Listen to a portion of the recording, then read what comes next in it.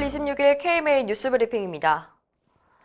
우리나라 의사 10명 중 8명이 문재인 케어의 정책 변경을 위해 시민사회단체와 연대투쟁을 하는 것에 찬성하는 것으로 나타났습니다. 대한의사협회가 최근 의사회원 4,274명을 대상으로 조사한 결과 85.8%가 다른 직능단체와 민생정책 대전환을 위한 국민운동을 전개하는 것에 대해 긍정적이라고 답했습니다. 이런 운동이 진행되면 실제로 참여하겠냐는 질문에는 81.2%가 그렇다고 답했습니다. 이 중 25.1%는 적극적으로 참여하겠다는 의사를 밝혔습니다. 구체적인 운동 방법으로는 방송과 신문, 각종 미디어를 이용한 홍보전이 적합하다는 의견이 가장 많았고, 정당 등 정치 세력과의 협의, 토론회 등을 통한 공론화, 대규모 집회 순으로 응답했습니다. 앞서 지난 2월 대한의사협회는 소상공인과 자영업자, 중소기업인 등 여러 직능단체 그리고 시민사회단체들과 함께 민생정책연대를 결성해 문재인 케어의 정책 변경을 위한 국민운동을 추진하기로 했습니다. 의료와 관련된 형사처벌 수위가 다른 법과 비교해 너무 과도하다는 지적이 나왔습니다.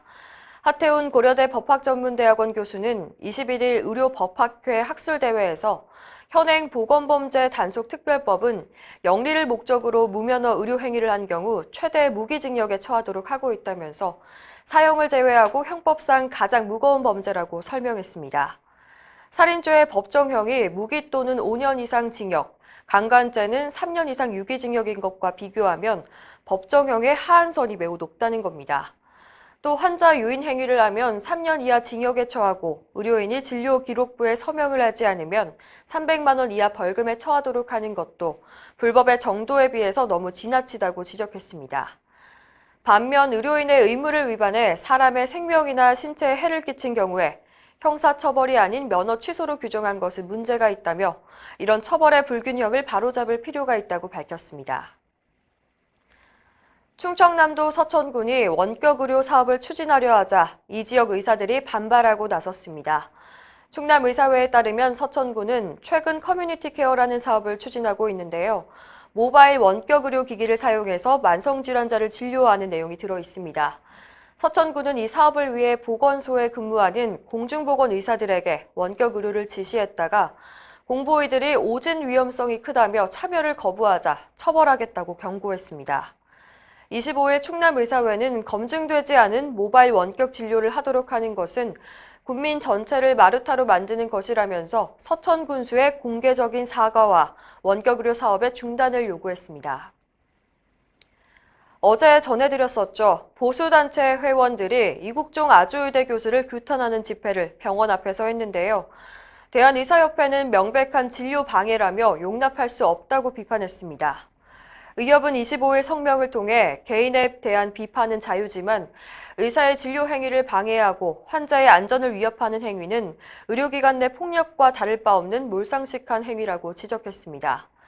또 이 교수가 집회에 직접 나와 자신의 처지를 한탄한 데 대해서도 불모지와 다름없는 중증 외상 분야를 지켜온 이 교수의 절망은 정부와 우리 사회 전체의 책임이라고 강조했습니다.